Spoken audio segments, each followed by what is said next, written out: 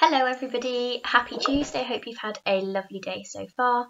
I'm going to read you your story to finish the day.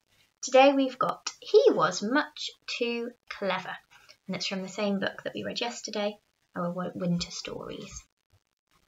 There was once a rabbit who was very greedy. Nobody was pleased to see him popping in at tea time, for they knew that when he went there wouldn't be a sandwich left on a plate or a bun in the tin. Sounds a bit like our tiger from A Tiger Who Came to Tea, doesn't it, last week? Hoppity is such a greedy chap, said the hedgehog. If I ever see him coming along my way, I lock up my larder door at once. And I put all my cakes in a tin marked tea, and hope you won't think of looking for them there, said the squirrel. So very soon Hoppity found that it really wasn't much good popping in at tea time, for his friends never seemed to have anything to offer him. This upset him very much. If only somebody would give me a party, he said to himself, a real good old-fashioned party, with heaps of jellies and trifles and blancmanges and sandwiches and chocolate biscuits and lemonade, if only somebody would. One day Hoppity mentioned his idea of a party to Brock the badger. Brock was a kind and generous animal, and he really loved being friendly to everyone. He listened to everything that Hoppity said and nodded his striped head gravely. Why don't you give a party, Hoppity, as you are so anxious to have one? Asked Brock. Well, you see, I'm very poor, exclaimed Hoppity. I'd love to give one, but it wouldn't be much of a party, I'm afraid, Brock. Just a few grass sandwiches, that's all. Now, if you gave a party, my word, how grand that would be. How people would love to come. It might be a good idea, said Badger, who loved having all his friends around him. Yes, I'll give one. Hoppity, you shall make out the list of guests and write invitations, for I'm no good at that sort of thing. I'll see to the food, you to the other part. Hoppity was delighted, especially as a very clever idea had come into his long-eared head. Now, just suppose I ask all those animals who go to sleep for the winter, he said to himself. They won't be able to come to the party, of course, so when I arrive I'll be the only guest, for I don't sleep in the cold weather, and I can eat everything. My word, that is a good idea. He did a little jig of joy as he thought of it. Then he sat down to think again. Whom shall I ask, he said. Well, now, Prickles the hedgehog sleeps in the winter time, so I'll ask him. And Dozy the dormouse does too, and so does Flitter the bat. That's 3.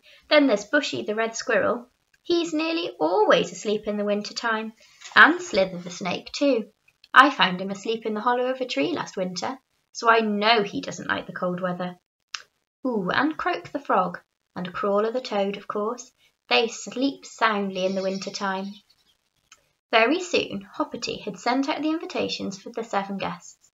He told Brock about them, but he didn't tell the badger that each of the guests would be fast asleep by the time the party day came. Oh no, Hoppity was really being very clever. Well, they sound all right, said Brock, pleased. With ourselves, that makes 9, a very nice number for a party. And here is a list of things we're going to eat, Hoppity.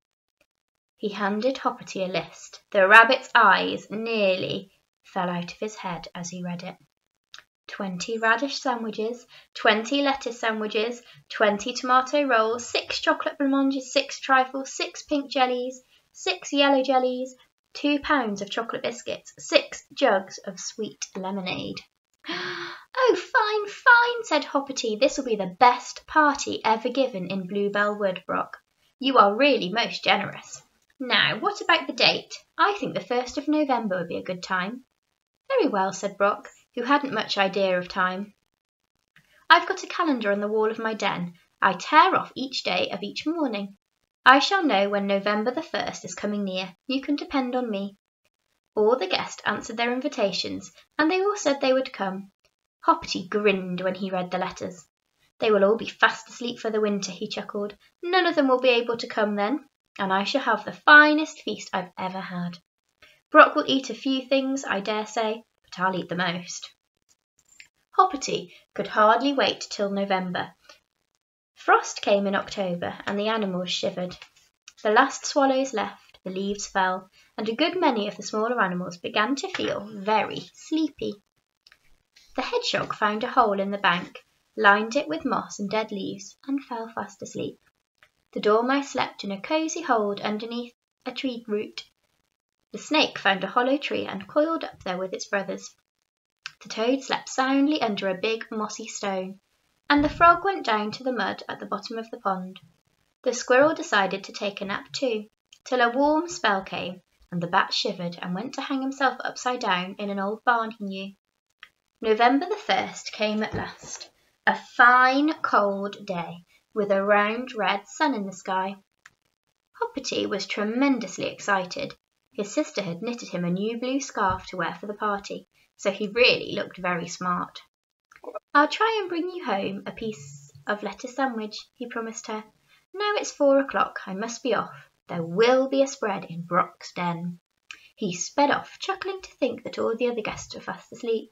How silly they were, and how clever he was.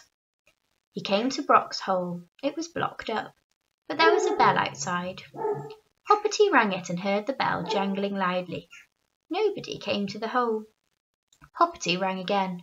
Still there was no answer. The rabbit was puzzled and cross. This was November the 1st, and Brock should have got everything ready. Where was he? "Brock!" shouted Hoppity. "Do come and open the door. It's me. Hurry, 'cause I'm cold standing out here." There was no answer at all. Hoppity began to pull at the bracken that was stuffing up the hole, but it was so firmly wedged in that he couldn't move it. "I say, Brock," he said, drumming on the ground with his hind feet, "come at once." A thin red nose poked out of a hole nearby, and Rufus the fox looked at Hoppity with a sly grin. "Why do you want Brock?" he asked. "Because he's giving a party today," said Hoppity, rather scared of the fox. "I can't think why he doesn't come to the door." "But I can," said Rufus slyly. "He's asleep." "Asleep?" cried Hoppity. "You don't really mean that." "Course I do," said the fox. "Don't you know that badgers sleep in the winter time? They're the same for hedgehogs and dormice and snakes. Brock stuffed up his hole 2 weeks ago, and he and his family are snoring away deep down at the bottom. I know, because I've heard them. There won't be any party today." "Oh dear," wailed Hoppity in despair. "And I did so really want a good tea. I'm terribly hungry." "So am I," said Rufus the fox, coming out of his hole. "I really want a good tea too, a rabbit tea." He shot after the frightened bunny, who ran for his life. He was very nearly caught, for the ends of his new blue scarf flew out behind him, and the fox caught one of them in his teeth. But the scarf tore in half, and Hoppity just managed to run down his burrow in time, startling his sister almost out of her skin when he rushed full tilt into her. He told her all about the party and how he had such a good idea, asking guests that he knew couldn't come. "But I didn't think that Brock the badger would be asleep too," he said sadly.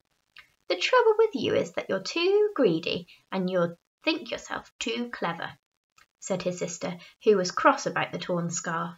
"I'm glad this has happened. Perhaps it will teach you a lesson." "It will," said Hoppity mournfully. "I'll never do such a thing again."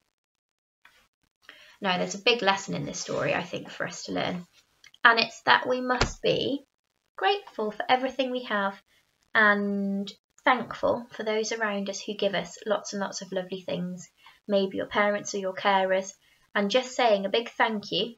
Maybe it could be drawing them a picture to say thank you for something they've done for you, and people really, really appreciate it, don't they? Bye, everybody.